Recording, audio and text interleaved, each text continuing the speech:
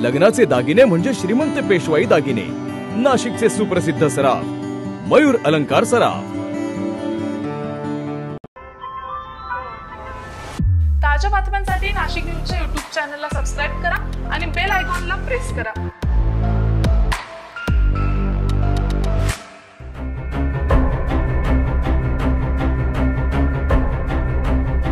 नाशिकच्या पंचवटी परिसरामध्ये काल रात्री सुयश हॉस्पिटलचे डॉक्टर कैलास राठी यांच्यावर जीवघेणा हल्ला करण्यात आलेला आहे। डॉक्टर कैलास राठी हे या हल्ल्यात गंभीर जखमी असून त्यांच्यावर खासगी रुग्णालयात उपचार केले जात आहे। सुरुवातीला हा हल्ला डॉक्टर पेशंट वादातून झाला असल्याचं सांगण्यात येत होतं, मात्र पोलीस तपासात हा हल्ला व्यक्तिगत वादातून झाला असल्याचं समोर आलेलं आहे।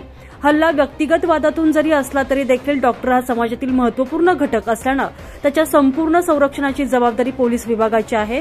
त्यामुळे या प्रकरणी संशयित आरोपींना लवकरच अटक केली जाईल, तसेच डॉक्टर आणि हॉस्पिटलवर होणारे हल्ले आणि हल्लेखोर यांची गय केली जाणार नाही, असा सज्जड इशारा नाशिक शहराचे पोलीस आयुक्त संदीप कर्णिक यांनी दिलेला आहे।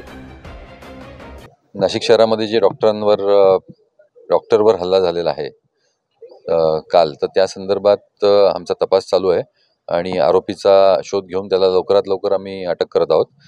हे काही खाजगी वादातून हा इश्यू झालेला आहे। डॉक्टर पेशंट अशा प्रकारचं ते दिसत नाहीये प्रथमदर्शनी तरी पण डॉक्टरांची जी सिक्युरिटी आहे सर्वच डॉक्टरांची, ती आमच्यासाठी खूप महत्त्वाची आहे, कारण आपल्या सगळ्यांनाच डॉक्टरांची मदत घ्यायची नेहमीच गरज लागते। त्यामुळे ते सेफ राहणं आणि सिक्युअर राहणं आपल्या समाजासाठी आणि आपल्या शहरासाठी खूप महत्त्वाचं आहे। त्यांच्यासाठी आम्ही आउट ऑफ द वे जाऊन जे लिगली आहे आणि आमचे सर्व प्रयत्न सर्व स्तरावर आम्ही करत आहोत। नाशिक शहरातील पंचवटी परिसरातील दिंडोरी रोडवर कृषी उत्पन्न बाजार समितीच्या व्यापारी संकुल येथेच डॉक्टर कैलास राठी यांचे सुयोग हॉस्पिटल आहे। शुक्रवारी रात्री डॉक्टर राठी हॉस्पिटलमध्ये असतानाच अंदाजे 30 ते 35 वयोगटातील संशयित डॉक्टर राठी यांना भेटण्यासाठी आलेला। संशयित आणि डॉक्टर यांच्यात बोलणं झालं।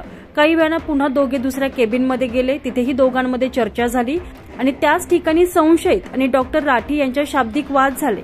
यावेळी संशयितांना केबिनची कडी लावून धारदार कोयता काढून राठी यांच्या डोक्यावर आणि मानेवर जवळपास 15 ते 18 वार केले।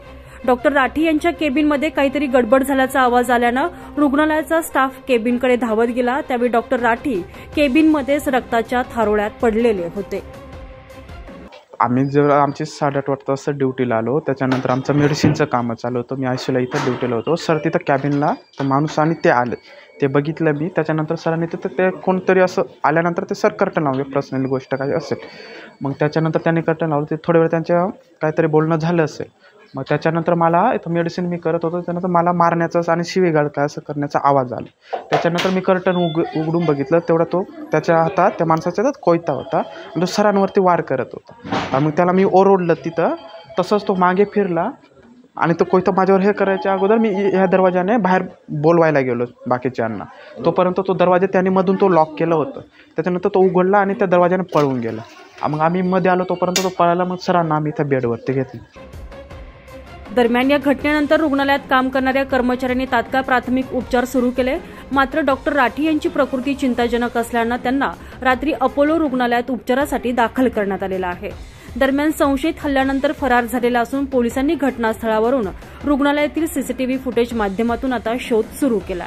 दरम्यान जागेच्या आर्थिक व्यवहारातून हा जीवघेणा हल्ला झाल्याचा अंदाज वर्तवला जात असून या हल्ल्याचा निषेध म्हणून आज नाशिक शहरातील सर्व डॉक्टरांनी ओपीडी बंद ठेवण्याचा डॉक्टर असोसिएशननं इशारा दिलेला आहे। संजय परमार, नाशिक न्यूज,